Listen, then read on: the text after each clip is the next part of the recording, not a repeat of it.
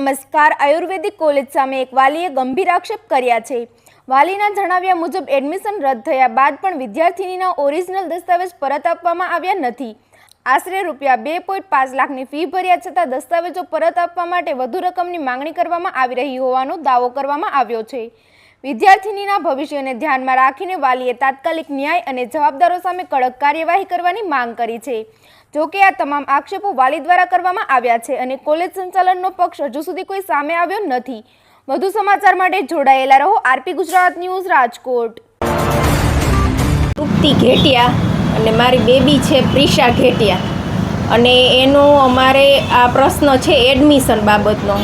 અમે મેડિકલમાં એડમિશનની પ્રોસેસ હાલે ને એમાં મેં 8 ઓક્ટોબરે મેં એડમિશન લીધેલું. એડમિશન ફી ભરેલી. આયુર્વેદિક કોલેજ છે, સિદ્ધેશ્વર હનુમાન, સુરેન્દ્રનગર જિલ્લો, વઘાડા ગામ અને તાલુકો ડસા.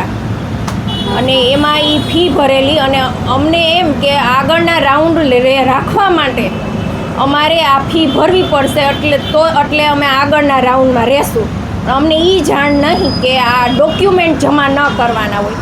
અમે સાથે ડોક્યુમેન્ટ જમા કરી દીધા એટલે અમારો ત્રીજા રાઉન્ડમાં અમારું એ આખું નીકળી ગયું. અમે એડમિશનમાંથી નીકળી ગયા. એ અમને જાણ થતાં અમે પછી બધાને મળ્યા કમિટીને કે આ એડમિશન કમિટીને મળ્યા કે આ શું કરવું. તો એને એમ કીધું તમે 2 દિવસ લેટ થયા, પ્રોસેસ પૂરી થઈ ગઈ છે. હવે આ પ્રોસેસ પૂરી થઈ ગઈ છે એ નિયમ કંઈ અમને પૂછીને કોઈએ કર્યા નહોતા આ નિયમ. અને આ પ્રોસેસ ભૂલ તો ગમે એ માણસોથી થાય. અમે ત્યાર પછી કેટલી રિક્વેસ્ટ કરી કે આનું માટે શું કરવાનું એડમિશન કેન્સલ માટે. ત્યાર પછી એની કોલેજોના 8 રાઉન્ડ બહાર પડ્યા. આયુર્વેદિક હોમિયોપેથિક કોલેજના 8 રાઉન્ડ પડ્યા. ફેબ્રુઆરી સુધી રાઉન્ડ બહાર પડ્યા અને અમે નવેમ્બરમાં આની રજૂઆત કરી દીધી હતી. એની કોલેજોની સીટું ખાલી રહે એના રીઝનમાં અમને ફસાવે છે. આવડા એડમિશન ફી માટેથી ફી 2.5 લાખ રૂપિયા અમે ફી ઓલરેડી ભરેલી છે અને એની ટોટલ ફી 25 લાખ છે. એટલે એ કોલેજવાળાનું એવું કહેવું છે કે મારી સીટ ખાલી રહે છે, મારી સીટ ખાલી રહે એની ફી કોણ ભરપાઈ કરે. તો એના હાટુથી કોઈ ધંધા તો આ જ ધંધો સારો ને ગમે એ માણસોને ગમે એ થાય તો એનું નુકસાન જ નહીં. અને એ લોકો પહેલાં તો એમ જ કીધું કે અમારી ફી આ ખાલી રહે એ સીટની ફી આપવાની એમ 25 લાખ આની ટોટલ ફી છે. પછી એને એવું કીધું એકવાર કે અમે પછી બીજે રજૂઆત કરી કે ગાંધીનગરને આ મુખ્યમંત્રીને ને શિક્ષણ મંત્રીને બધાને રજૂઆત કરી કે આનું કાંઈક તો પ્રોસેસ હોય ને. અમારા ડોક્યુમેન્ટ માટે અમારી છોકરીને જિંદગીનો સવાલ છે એમ. ડોક્યુમેન્ટ અમારે જોઈ છે પાછા. તો આનું કાંઈક કરો અમને હેલ્પ એમ. તો કોઈનું એ ટ્રસ્ટી પ્રિયંક વ્યાસ કરીને છે એ ટ્રસ્ટી કોઈની વાત સાંભળવા તૈયાર જ નથી. એટલે એને પછી એવું કરી નાખ્યું કે હવે આ પ્રોસેસ એમાંથી જ થઈ નહીં કે તમે પહેલી વાર મળવા એને ગયા તો એને એમ કીધું કે 1.5 વર્ષનું માસ્ટર સમજીને તમે 5 લાખ આપો એટલે પૂરું થાય ફી.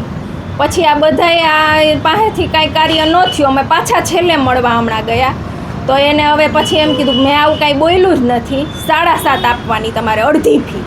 7.5 લાખ ઓલરેડી અમે અઢી આપેલી છે એટલે 10 લાખ. ભાઈ અમારી પાસે પૈસા હોય તો અમે પહેલાં જ ન દઈ દીધા હોય. આ વરહ બગાડવું મારી છોકરીનું એ કોઈ વાત ન, મને કોઈ શોખ તો ન હોય. આટલા રૂપિયા દેવા કરતાં તમારે આ મિડલ ક્લાસને જીવ દેવો સારો. અને આની જમીને અમે હાલો વેચી પણ કાંઈક મારી છોકરીનું ડોક્યુમેન્ટ થતા હોય કે ભવિષ્ય થતું હોય તો હું કાંઈક વેચીને કરી શકું. વગર આ મારા ડોક્યુમેન્ટ લેવા મારે આટલા રૂપિયા દેવાના. એડમિશન રદ કરવાનું કારણ શું છે? એડમિશન રદ કરવાનું કારણ એને હવે આ ભૂલથી લેવાઈ ગયો ને અમારે એ સેન્ટરમાં જવું જ નહોતું અને એ વિસ્તારમાં. પણ આ તો અમે આ મેરિટમાં ટકવા માટે એમાં ફી ભરી હતી અને એ બધા અમને એમ કે ફી ટ્રાન્સફર થાય જેમ રાઉન્ડ બહાર પડતા જાય ને તમે સિલેક્શન નાખો ને.